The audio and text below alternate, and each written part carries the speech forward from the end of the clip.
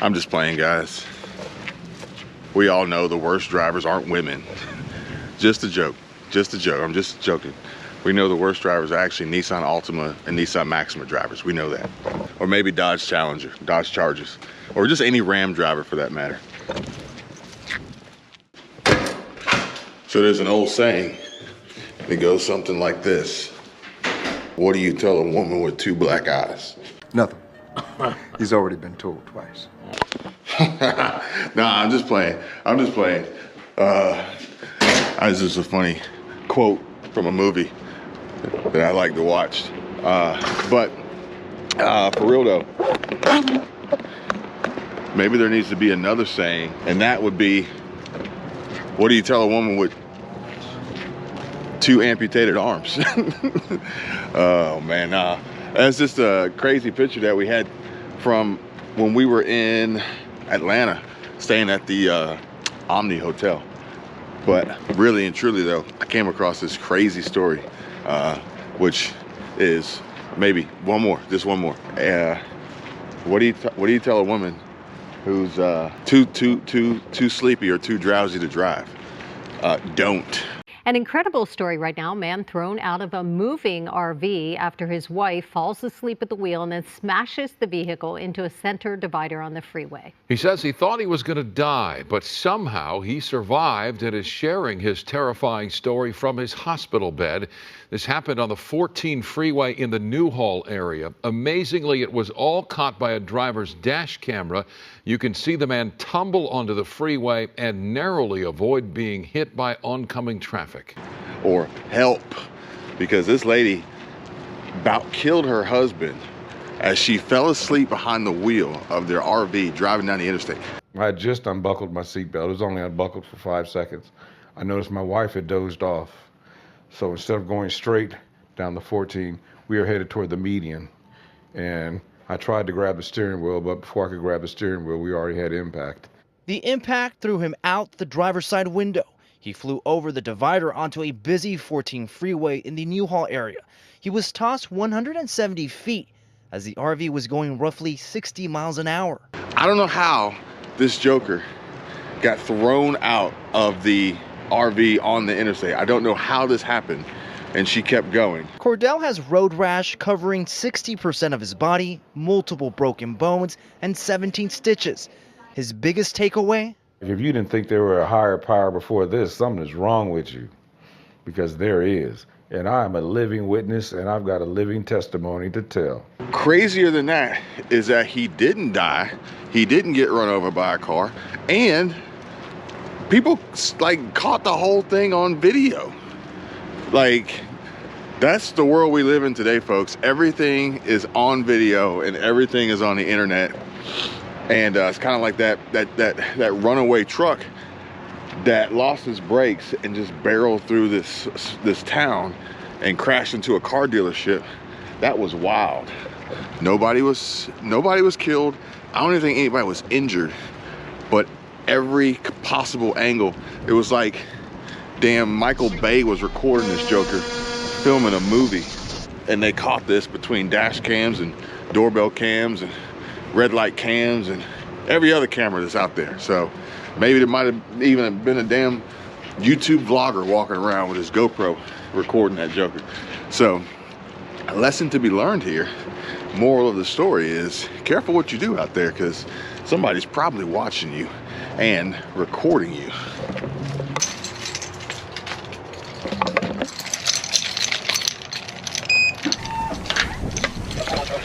But more importantly, this actually reminded me of something that I thought would be good to share with you guys on this video. And that is, it's a few life lessons here, okay? And the first one's gonna be, never take your hand, or take your hands, if you have both hands, off the wheel, okay? This one is really, really important.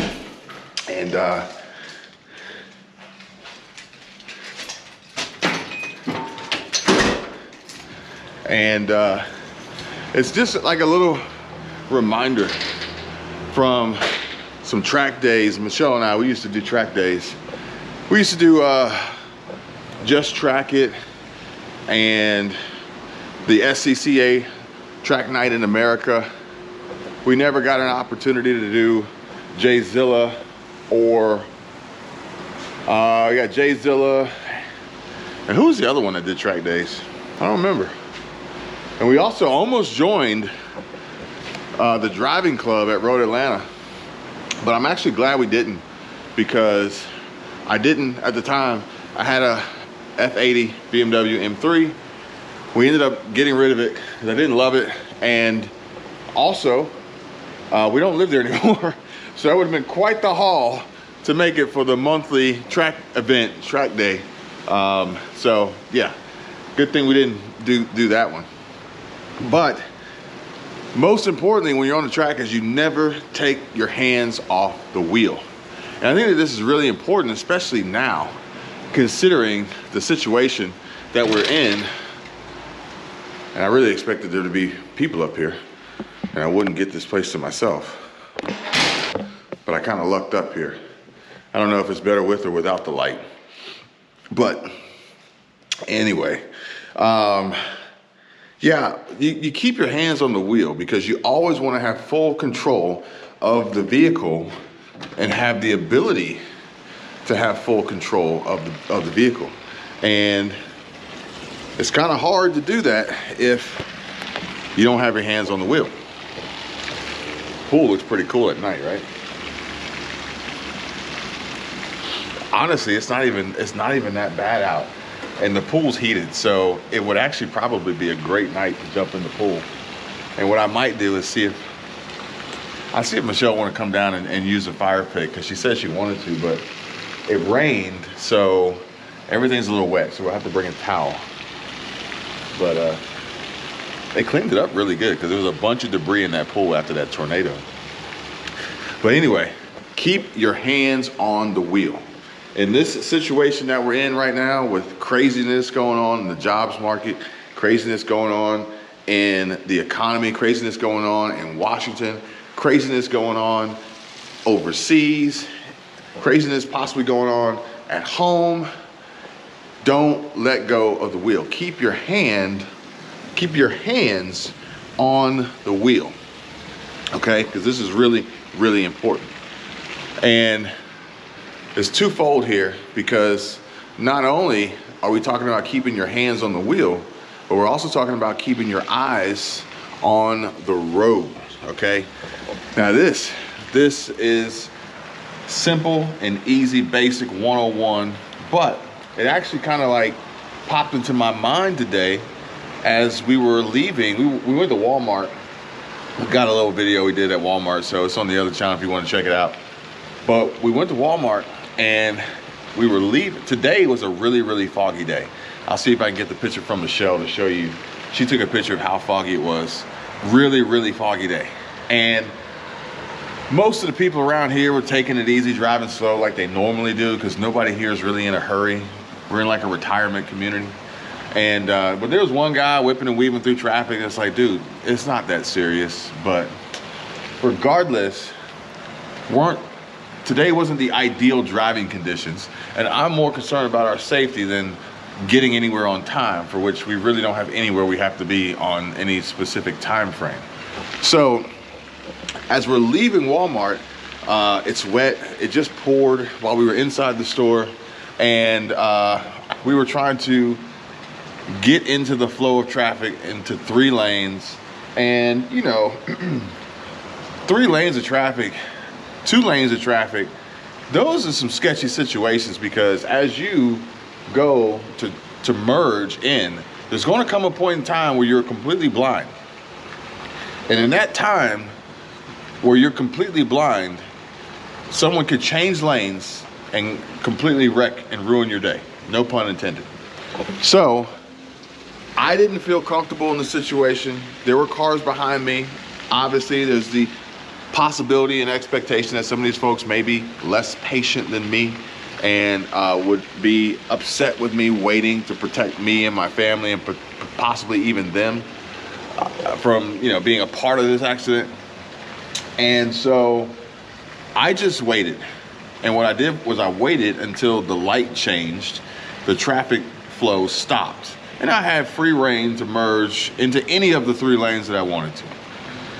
And it's all about paying attention to your surroundings, and when you do that, you're more than likely going to be able to pinpoint and see and identify the safest path, the best direction to go. You know, what's going to prove to be most advantageous for you and the choices that you have made, and ultimately your future beyond that split second. We got a lot of folks down there getting swole, getting jacked in the gym. We need to get down there, stop playing. But yeah, so folks, keep your hands on the wheel, keep your eyes on the road. But this last one was really, really important, because Michelle and I, our first track day together was at Barber Motorsports Park in Leeds, Alabama. And we went out there, we did a 2-day, full weekend, had a great time, had a blast.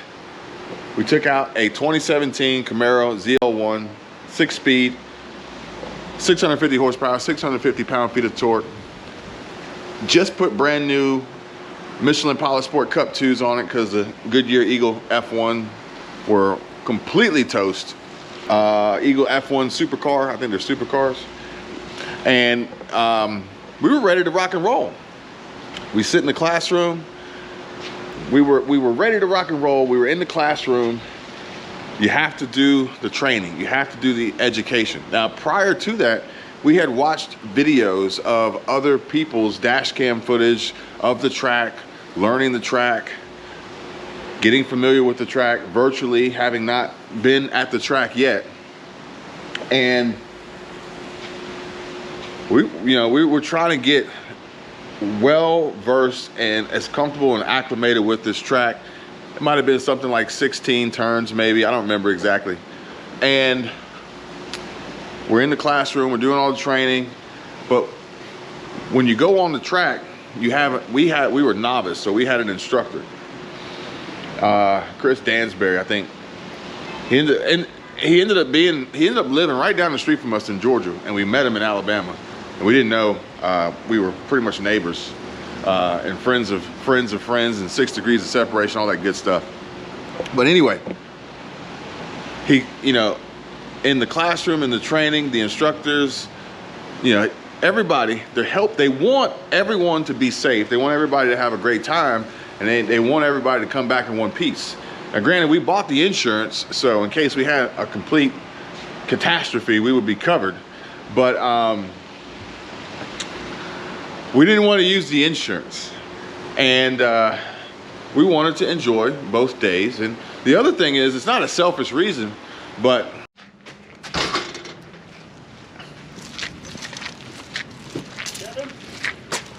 oh, hey, what's up, man? I got bread. You got bread? It's the bread I made. Can I give you one? Bread right now? Yeah, I've been making bread. Like, is it in the Oh, it's... So yeah, so the last one I wanted to tell you guys about was rule number 3, or just, a really, really important safety lesson for just to have a successful track day. And that is quite possibly the most important rule, because you would want to play it safe and do the best you can not to find yourself in any sticky situation. But sometimes it's out of your control. Sometimes things just don't go the way you had planned or wanted or expected. And right now, I feel like a lot of people can relate and agree to this. And essentially what it boils down to is, look at this. See, this is why I don't ever want to own a pool. You get stuff like this. The light came undone. Now you're going to get in there and fix it. It's always something, right? But basically what it boils down to is that, number one, always keep your hands on the wheel. Number two, keep your eyes on the road. But number two and number three work hand in hand, because essentially you only look where you want to go, okay? And the reason why this is so important is that if you keep your hands on the wheel and you keep your eyes on the road, if you find yourself in a little bit of a sticky situation, maybe you've drifted off of the track line, or maybe coming into a turn too hot, or maybe who knows what it could be. The key is that if you focus, if you only pay attention, if you only look in the direction that you want to go, then you are